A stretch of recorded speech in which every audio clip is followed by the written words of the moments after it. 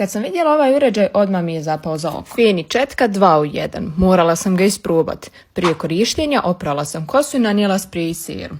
Predstavljam vam Reverzo 2 u 1 Fini četku za ravnanje kosi. Inovativni uređaj koji pojednostavljuje stiliziranje. Dolazi u dvije boje, bijelo i crno. Prvo koristim finu funkciju gdje ću osušiti kosu do nekih 80%.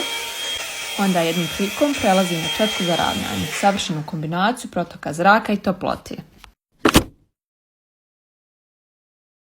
Ono što me je kupilo kod ovog aparata jeste kako fino zaglađuje i daje neki taj sjaj kosi. 8. mart nam se bliži, a na sve aparate imate 20% popusta kod maloprodajnih partnera.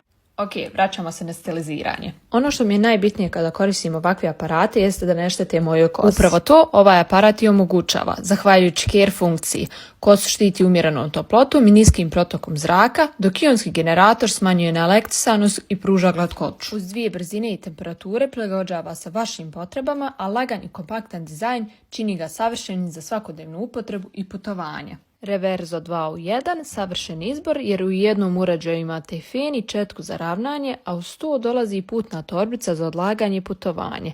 Lagan, kompaktan i uvijek spreman za stiliziranje gdje god da krenete.